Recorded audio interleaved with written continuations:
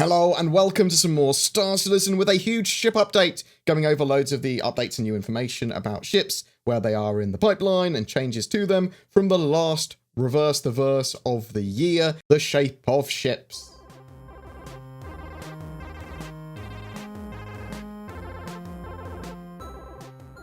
They showed off the white box work in progress of the Carrack. It is in production and sounds like it might be done by next year, hopefully. That does sound like the plan. I suspect it will appear on the roadmap shortly. Size-wise, the landing pad metrics support 128 meters. The Carrack is now 125 meters long. They actually made it much larger, 170 meters, and then scaled it down by shrinking some of the rooms a little and removing unnecessary corridors. However, it still has all of the functionality that it would have at any larger size. The landing gear is now stored in the main body and comes out there, so it's not on the wings. They are using a 3D projected sphere for mapping in the mapping room now, rather than a little console. They are, or table, they're still working on the ship's armoured shutters. They want to get those working, but there are lots of issues with lots of entities and lots of things like that coming out in animations. There is a break room, drone launcher room, full med bay of some form of high tier. You might need to go to planets or hospitals still if you want to do some very specific med bay stuff, but this should give you everything you need on the outskirts of the verse. There's a shared dining area. There are drones and a drone room that launches the drones. The ship should be great gameplay-wise. It has a bit of everything, and it's really compressed into as small a space as possible. Work on the Pisces will also start next year. It's a Merlin-sized scout explorer ship for that Carrack. The hangar bay will fit the Pisces. It is kind of purpose-built for that. There is that garage with the rover in it as well, but they haven't said what rovers really will fit in there other than the stock one. There are 136 ships that we as backers are aware of in various stages of development. Of these, 80 are currently flyable, and there's more than that they haven't revealed that they use for Squadron 42 or whatever, along with more concepts going to be coming in the future. They did talk a bit about reworks and improvements. A rework is when they take like huge sweeping changes on a ship. They change a load of stuff. They take that ship back to the drawing board and completely reconcept it sometimes, but there are a lot of changes, big changes to a ship. Improvements or updates might just be a small part of the ship or aspect or light modeling or just a single room or single part of it changed. All ships will need the physicalization of internal components for them at some point, for example, and this would be an update. The generic wall panels made to hide these will be placed with functional parts so that we can get into those item components and take them out and change them and remove them, that sort of stuff, and salvage them as well in the future. The Vanguard is getting some tweaks. The internal central pod is being entirely redone to be more useful for the Warden. They are adjusting the turret as well as the tail and neck section, and those tail and neck are going to be where the components are stored.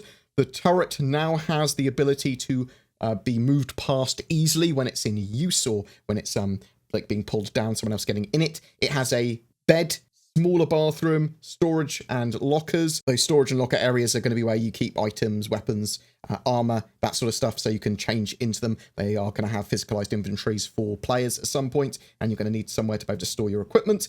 They are all of those Vanguards going to get a larger rear ramp in the style of the Hoplites one, as it just makes sense for them. There is access to the components there too. The exterior will also see some changes based on the interior changes, but they're going to address those exterior changes after they've made the internal ones. Once the Warden has had its improvements, the rest of the Vanguards will get finished off. The Harbinger has size 5 torpedoes and might actually see some more size 5 torpedoes added to its loadout into like its cargo area. The Sentinel will have less greebled antennas and some visual updates. It will look like an E-War ship still though.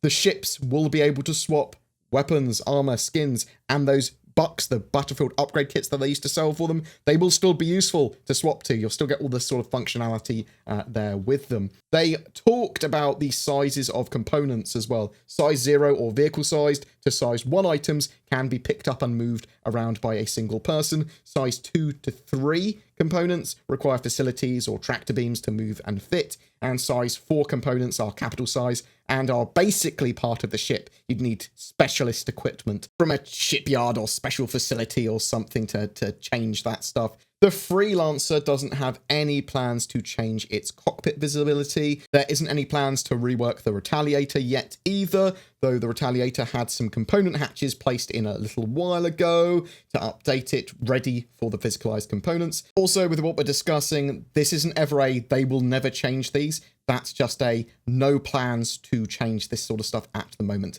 Nothing on the roadmap, nothing planned. The Redeemer came out of the Next Great Starship. It was going to be used for Squadron 42, but the ship had various issues with what they wanted it to do, and the metrics would have had to have required them to redo the ship anyway. So they're using the Vanguard Hoplite and the Valkyrie in Squadron 42 now in its place. They have decided to remake the ship, the Redeemer, from scratch as a full gunship now. So it's going to be circling around a target, providing support to the ground or a station. They might even change its manufacturer in the future as well, but it's going to see a complete rework, that ship. The Reliant, so the variants externally have different components, weapons and livery. The rear sections have seen some embiggening as well, so they make this sort of stuff larger to fit their needs. They've been working on having wings, VTOL thrusters, and sort of like the decoupling the vehicle states from their various animations so that you can fold your wings in and out and put your VTOL thrusters down, rotate the Reliant cockpit orientation without having to change its flight mode or drop its landing gear. So this is quite big, this is quite important for the game. The Mako News Van gameplay and the Sens Science gameplay will not be in 3.5. The Hull C is in final art with sort of like 80 to 90% of its LOD 0 art complete. It needs the rest of the LODs, the landing gear, and the animations and process for expanding and contracting to be completed. They could release it permanently expanded, but they don't want to. There's no way that you could get the cargo on or off the ship, or any way to spawn it in that situation. So they require these vehicle states to be decoupled, as I previously mentioned, and then Cargo 2.0 will need to be done as well. So this is large cargo containers and containers of various sizes. This is going to cut down the amount of entities for cargo, because if they have just loads of them, smaller ones, that's too many entities for the servers to deal with. The larger the containers, the better for them for cargo. They also require multi-grid physics tech all in there. They know how they want to do that. This will allow them to have transforming moving grids, and all those like animations of the ship compressing and decompressing and having that cargo on its spindles. They also require to get morphing culling portals as well, because they need the levels of detail to support that, and they need the areas to be correctly culled and sort of like loaded in and out, and that to be dynamic based on if the ship is expanding or contracting or whatever.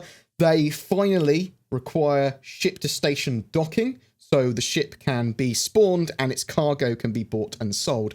After they've got all of that done, they'll be able to get the Hull C in, and then after they've got the ship-to-station docking in, they'll be able to get the ship-to-ship docking in, which will allow Parasite ships to work for the Constellation and the Caterpillar command module, stuff like that. The Polaris, so the ship, the Polaris, is not currently in active development. However, the style guide and common elements from the other RSI ships will help with its progression. So the Bengal and Connies will have a lot of input into the Polaris and will accelerate it, sort of like going through the pipeline.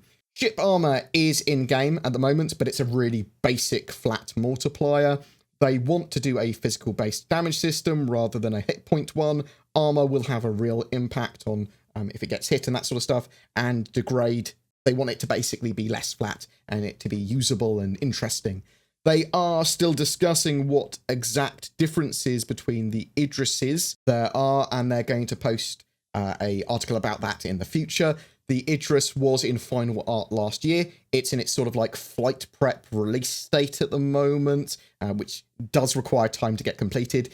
They still need to finish its missile room. They want to save the Idris experience for Squadron 42 as well, so the ship will be released to the persistent universe after that. They are also tweaking other parts of the ship too, and will continue to do that until it's out in Squadron 42, and then it will still require some extra work for the persistent universe that get it supported in there, as well as work on general multi-crew gameplay. These ships are designed for crews. They are trying to get the Vulture in ASAP into the game. The Reclaimer will have some basic salvage gameplay and implementation, with the rest of the salvage mechanics planned in 3.5 at the moment, but it's unlikely the Vulture will be ready at that stage. They have various priorities of ships that might change, and some ships take longer than others, or others have prerequisites for that need to be completed first. So their sort of like ship schedules are quite dynamic, and they do change quite often. They will move assets from one ship to another, and this is why you see some ships that are sort of like being left alone in the pipeline because they're not prioritized, because they're not needed for Squadron 42, or they decided that there's no need to get them out yet because they, like the Endeavour, for example, then they're not going to have science in the game for a while, that sort of stuff. They're also working on the Banu Defender at the moment. They want to get that finished. For the Banu, this allows them to then work out a lot of the style and technical details, the rest of the Banu ships, before continuing with the Merchantman. And that Merchantman will be in production next year. The people working on the Carrack will be working on the Merchantman once they're done with the Carrack. The Crusader ships will likely be done one after another in a row, starting with the Star Runner, but there was no further information on that. Probably not next year. The Nova tank can be worked on in the gaps between developing other ships by a single person. There's no ETA on the Nova tank. However, it did sound like they can do it pretty quick. The Endeavour is going to be a massively modular ship. They're not getting rid of modularity. The front section can be detached from the rear, basically leaving the rear half floating in space, but it can also function. The ship hasn't really progressed since concept, though. In regard to ship modularity, they see components, weapons, and item changes all as ship modularity, and changing entire rooms or large sections of ships, that's just a large item for them. So they'll be equipable just like any other item. You'll go into your mobiGlas or whatever way of interacting with your vehicle and then place that item there. Sometimes you might need specialist facilities, whatever. They still want these modules physicalized. So if you have an Endeavour with all of the sort of like modules, the master set, they're going to appear in your hangar, those modules. And this can be as small as a drinks machine as well. That would appear in your hangar. That is something that is still an item, something that's part of ship modularity, effectively. But yes, the large sections of ships, the big internal changes, the big rooms changes, they are still planned. The Caterpillar will have 4 changeable modules, but they haven't worked on those yet. The 890 Jump does have a small medical bay. It's 200 meters of luxury. It's seen a lot of the 600i design sort of absorbed into it. It's got a 25-meter swimming pool, a steam room, a sauna, a huge master atrium. Even the cargo and engineering areas are clean. Private and communal areas for crew and food areas all around. The ship can carry 2 85Xs, but the ship only comes with a single one of those shuttles as stock. The Orion got bigger, but it's not in active development. The Kraken has its exterior made, but it's not in active development either. The Lynx and the Origin Luxury Rover will be in production in the next 12 months. The Prowler will be made in LA, but isn't currently being worked on. The Vandal ships will handle similar to human ships in the new flight model. The Tavaran have a different kind of handling, so the Prowler's going to feel a lot different to that. Banu use various engine types, so it's going to be based on the individual ship potentially, and they sort of like have the placement of their thrusters, it looks like, on the Banu Defender in a similar way that they would be on a human ship, but they do use other sort of like methods and Xi'an thrusters and things as well. So bear that in mind. We'll have to see how they fly once they're in our hands. The Phoenix will have a shielded cargo area, which means you'd have to spend longer